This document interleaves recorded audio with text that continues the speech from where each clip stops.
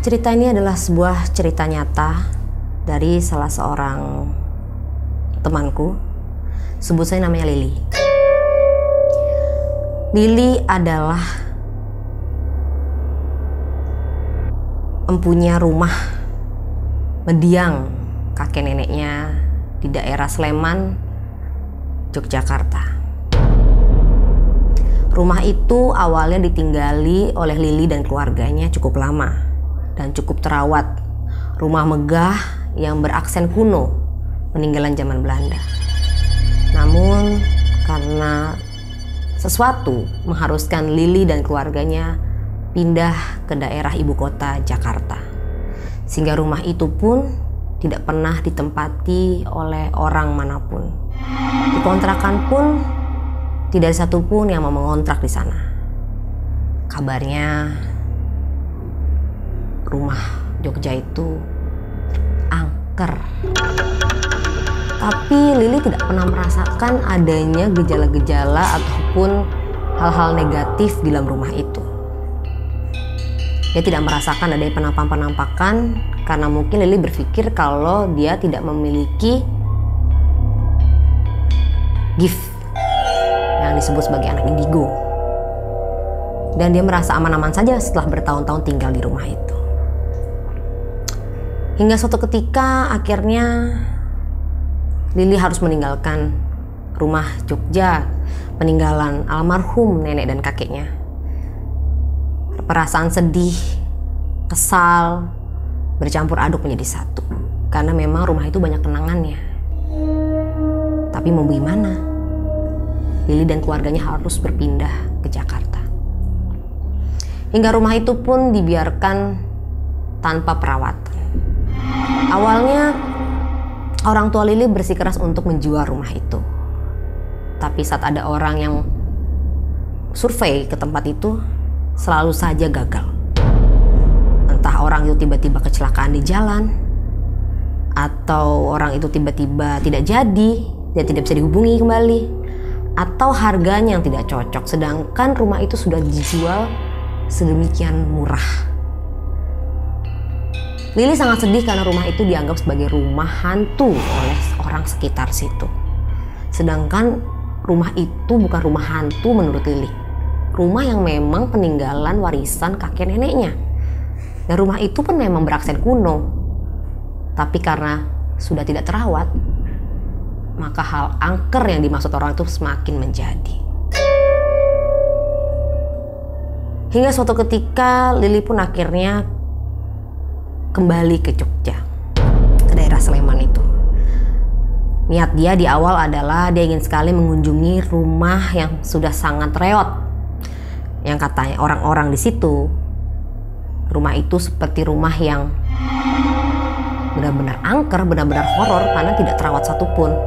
Tidak terawat baik furniturnya maupun di luarnya. Dinding-dindingnya pun sudah terkelupas, gentengnya pun sudah sedikit agak bolong-bolong. Dan saat Lili kembali ke sana, benar seperti apa yang orang-orang bilang. Rumah itu memang seperti rumah hantu jadinya. Hingga akhirnya Lili pun mencoba mencari hotel di dekat situ. Ya, niat dia adalah membersihkan rumah itu dan memberes-bereskan segala sesuatunya sehingga rumah itu tampak lebih baik. Dan apabila memang harus dijual, rumah itu akan tampak lebih baik di mata pembelinya. Tapi lagi-lagi saat Lili menuju ke sana dan sampai di tengah malam, Lili melihat ada mobil terparkir di depan rumah itu. Lili berpikir, apakah pembeli yang datang malam-malam jam segini? Ini sudah hampir jam 12 malam loh. Pembeli dari mana yang mau membeli rumah dan survei jam segini? Lalu Lili pun mendekati mobil itu. Dan tanpa disangka ternyata di dalamnya ada seorang bapak-bapak yang sedang bermain handphone. Lalu Lili pun mengetuk jendela mobil itu. Dan si bapak terkaget dan membuka jendelanya. "Pak, bapak ngapain di sini?" "Iya non, saya nungguin orang yang di dalam." "Hah? Yang di dalam rumah?" Lili terkejut mendengarnya. Karena rumah ini kan kosong. Kok bapak ini menunggu orang yang dari dalam? Emang siapa pak orangnya? "Ada tadi perempuan cantik bawa koper, suruh anterin saya ke sini. Cuma saya disuruh nunggu. Katanya dia mau pergi lagi, makanya saya nungguin dari tadi. Tapi kok gak keluar-keluar ya?" "Bapak salah kali." "Loh, salah gimana sih non? Orang saya tadi nganter beneran kok, cewek. Cantik lagi ceweknya." "Pak, ini rumah peninggalan kakek nenek saya. Gak mungkin rumah ini ada orangnya. Orang rumah ini mau dijual kok. Lihat aja bentuknya, jelek begitu. Mau saya betulin, mau saya bagusin dulu, baru saya jual." Lalu spontan bapak itu pun sangat terkejut. Dia menceritakan kalau tadi dia mengantar seorang wanita cantik membawa koper untuk masuk ke dalam rumah. Dan dia melihat wanita itu melangkah masuk ke dalam rumahnya. Dan apa yang diceritakan oleh si Lili tentang rumah reot dan sebagainya, sungguh si bapak tidak percaya. Karena rumah yang dia lihat adalah rumah yang megah dan sangat-sangat bagus. Lalu Lili pun akhirnya mencoba untuk menyadarkan si bapak. Dia pun beradu debat dengan si bapak karena bapak merasa Lili yang berhalusinasi, sedangkan Lili merasa bahwa bapak yang berhalusinasi. Ya, tiba-tiba Lili pun bilang kepada si bapak driver itu, "Pak, coba bapak baca doa. Siapa tahu yang bapak lihat tadi bukan manusia. Tapi setahu saya rumah saya ini bersih dari hal-hal kayak gitu." Lalu bapak itu pun membaca sebuah ayat. Dan tiba-tiba saat dia membuka matanya, kaget bukan main. Karena ternyata rumah yang dia lihat yang tadi megah, indah, seperti rumah baru, itu hanyalah halusinasi dia belaka. Yang sekarang di hadapannya dia adalah sebuah rumah tua, reot, gelap gulita, dan tidak terawat.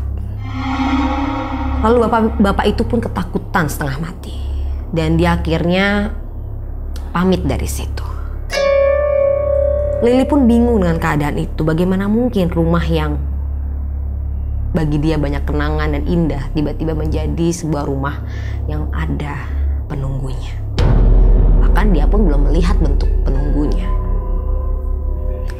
Hingga akhirnya Lili pun mendatangi salah satu rumah di dekat rumahnya dia itu, yaitu tetangga, di mana dia kenal baik dengan tetangga itu.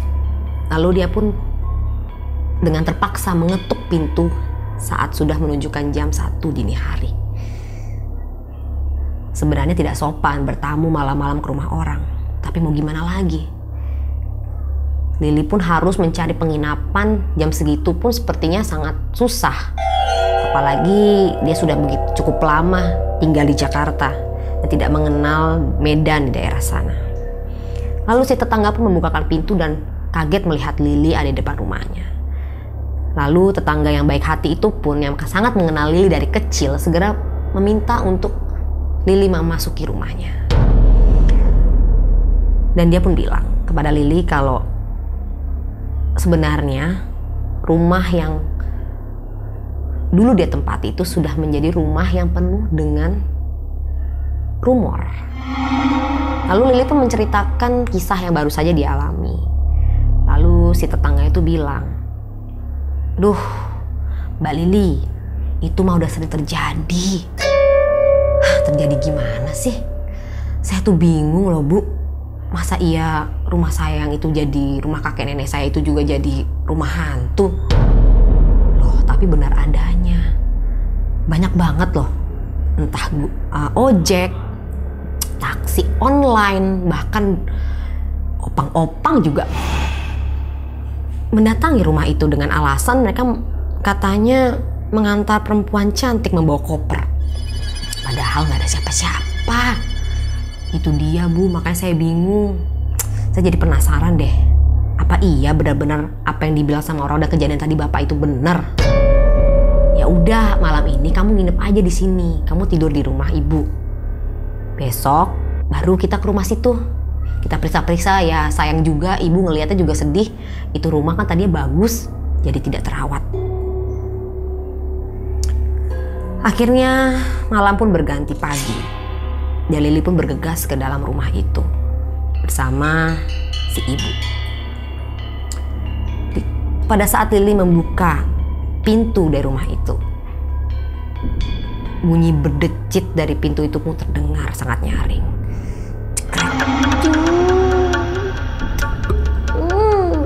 Kayak seperti pintu yang sudah melepas dari engselnya.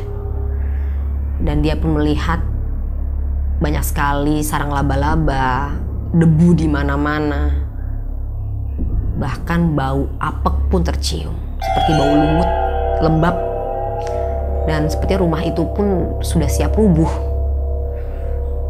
Lalu si Ibu pun bilang, Mbak Lili, ini rumahnya mau diapakan? Mau dibersihkan dari mana? Karena rumahnya tuh harus renovasi ulang sepertinya, kalaupun memang harus mau dijual.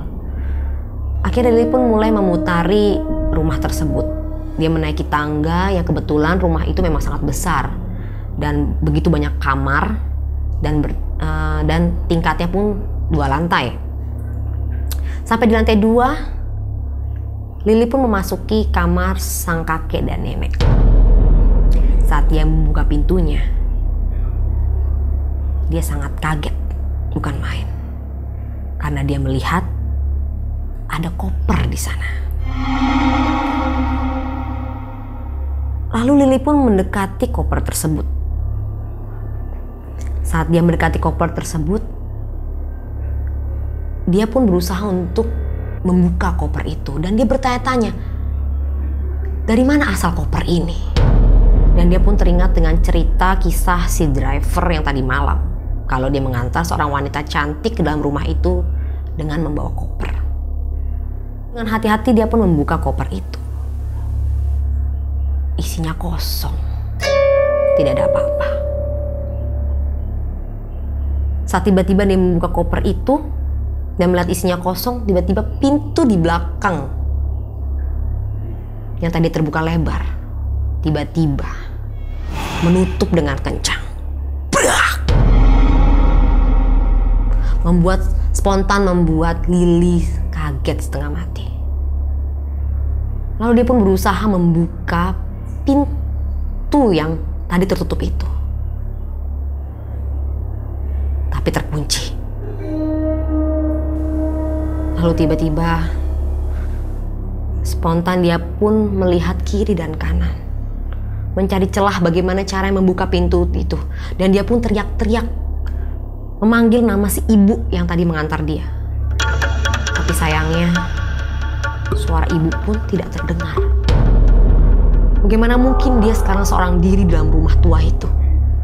Perasaan yang tadinya sedih karena melihat rumah tua itu sekarang berubah menjadi ketakutan yang luar biasa.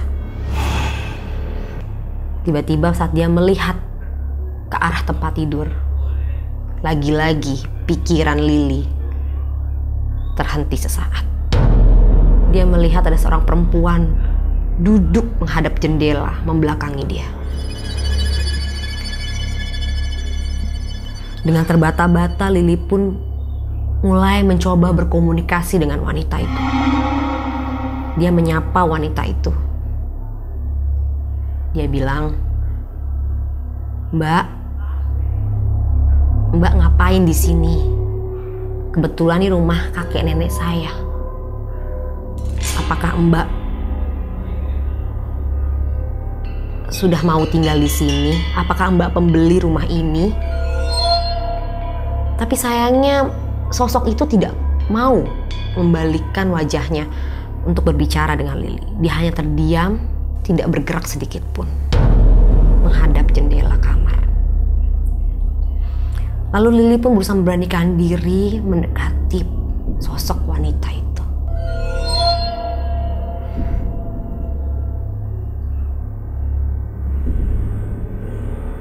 Dia berjalan mendekati perempuan itu. Saat dia berusaha mendekati perempuan itu, tiba-tiba perempuan itu membalikkan wajahnya. Dan benar, memang sesosok wanita cantik yang seperti yang dibicarakan oleh para driver-driver. Tapi wanita sudah menangis. Lily yang tadi ketakutan mulai beranggapan bahwa sosok itu adalah benar manusia. Tiba-tiba wanita itu menangis terseduh-seduh sambil menatap Lily. Lalu dia pun berdiri dan mencoba untuk mendekati Lily. Tapi hal yang tadi dipikirkan Lily yang bahwa dia benar manusia buyar seutuhnya. Karena saat dia berdiri, Lily baru sadar kakinya tidak ada. Spontan dia pun mundur, mencari kenop pintu untuk berusaha membuka pintu. Dia pun panik, berusaha membuka pintu yang ada di belakangnya. Tapi tidak terbuka. Perempuan itu pun mulai maju. Dia mengarahkan tangannya untuk menggapai Lily.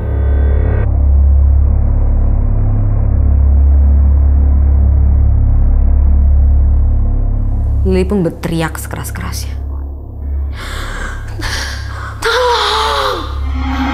Tolong saya. Jangan ganggu saya, Mbak.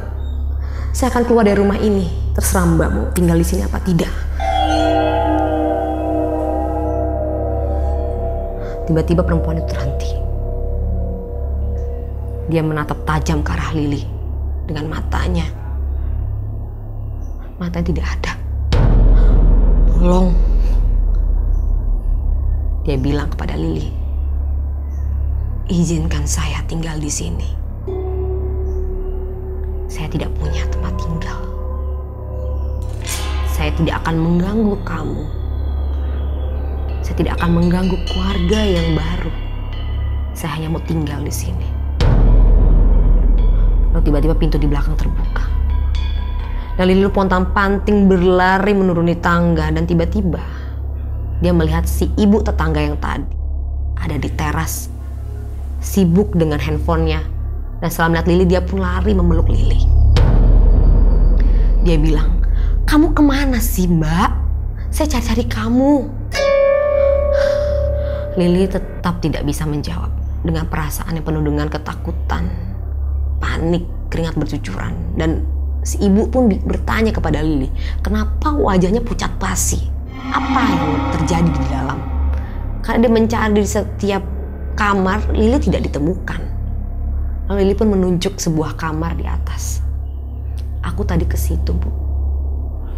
Ternyata yang diceritakan oleh orang-orang itu benar.